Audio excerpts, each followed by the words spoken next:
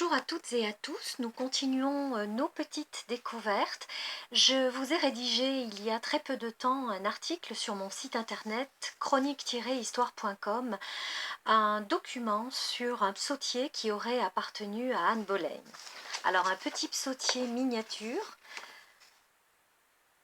un psautier de 4 cm sur 3 en or avec des écritures manuscrites et de très très belles enluminures.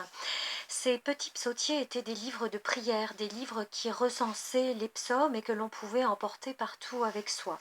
Celui-ci notamment est très intéressant parce qu'il pouvait être porté sous forme de collier, fermé, vous le voyez là dans sa boîte. Un psautier donc en or, en métal précieux, qui permettait justement aux dames de la cour d'avoir un petit livre de prière absolument partout où elles allaient. Alors, qui était Anne Boleyn? Nous en avons déjà parlé dans différentes chroniques et d'autres vidéos. Eh bien, c'était la deuxième épouse du roi Henri VIII d'Angleterre. Je vous rappelle rapidement l'histoire. Henri VIII d'Angleterre a succédé à son père Henri VII Tudor en 1509, lorsque Henri VII est décédé. Cette dynastie des Tudors était une nouvelle dynastie. Henri VII n'a pas hérité du trône, mais il a conquis la couronne sur le champ de bataille de Bosworth en 1485. Il a épousé Élisabeth d'York, qui était la dernière héritière d'York et dont le père était Édouard IV et la mère Élisabeth Woodville. Et ensemble, ils ont eu 6 enfants, dont 4 vivants. Alors, il y a d'abord eu Arthur, prince de Galles, qui a épousé Catherine d'Aragon. Il y a eu ensuite Margaret qui a épousé le roi Jacques IV d'Écosse. Henri, futur Henri VIII, et Marie Tudor, qui était la plus jeune sœur d'Henri VIII, qui a épousé en premières noces le roi de France Louis XII, et puis Charles Brandon en secondes noces. Alors Henri VIII a épousé la veuve de son frère en 1509. Arthur était décédé en 1502 et donc Catherine a attendu plusieurs années avant de pouvoir épouser Henri VIII. Alors ensemble, ils n'ont eu qu'une fille vivante et Henri VIII voulait absolument avoir un héritier mâle pour que la dynastie des Tudors perdure. Il a donc souhaité divorcer de Catherine d'Aragon et il a épousé en seconde noces Anne Boleyn. Mais Anne Boleyn ne lui a également donné qu'une fille qui fut quand même la grande Élisabeth Ier, née le 7 septembre 1533, mais elle n'a pas pu lui donner d'héritier mâle. Donc Anne Boleyn a été accusée par un complot et elle fut décapitée à la Tour de Londres en 1536, le 19 mai 1536. Donc ce petit psautier lui aurait appartenu. Il est aujourd'hui possession de la British Library à Londres.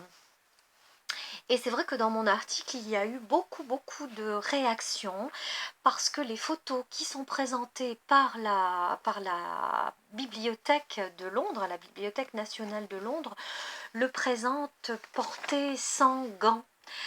Alors effectivement, il n'est pas obligatoire de porter des gants pour toucher les manuscrits, c'est beaucoup mieux, c'est recommandé, mais tous les pays n'ont pas la même réglementation et les images qui sont présentées le sont sans le port de gants. Alors peut-être était-il plus facile de ne pas avoir de gants pour le cadrage des photos, je ne saurais vous l'expliquer. Donc comme je vous le disais, ces petits livres depuis la fin du Moyen-Âge étaient très prisés dans les familles nobles et aristocratiques.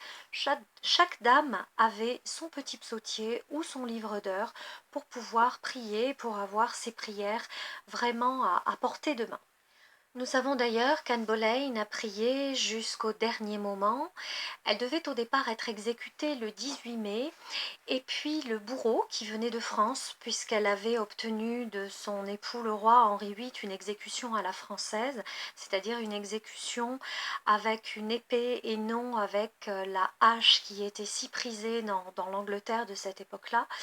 Le bourreau avait eu du retard et il avait embarqué à Calais. Alors on ne sait pas du tout qui est ce bourreau, il n'y a absolument aucune trace sur lui. Les bourreaux n'étaient jamais nommés, c'étaient les exécuteurs des hautes œuvres et on était superstitieux, on ne les nommait pas parce qu'on pensait que ça portait malheur. et par conséquent, nous ne savons pas qui était le bourreau d'Anne Boleyn.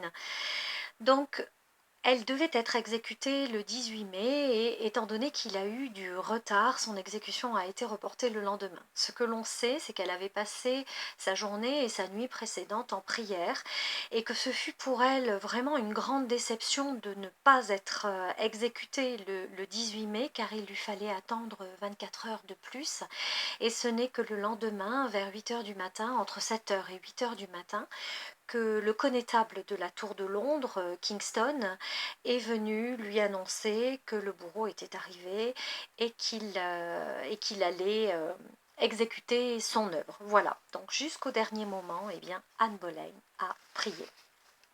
Je vous dis à très bientôt pour une prochaine petite chronique.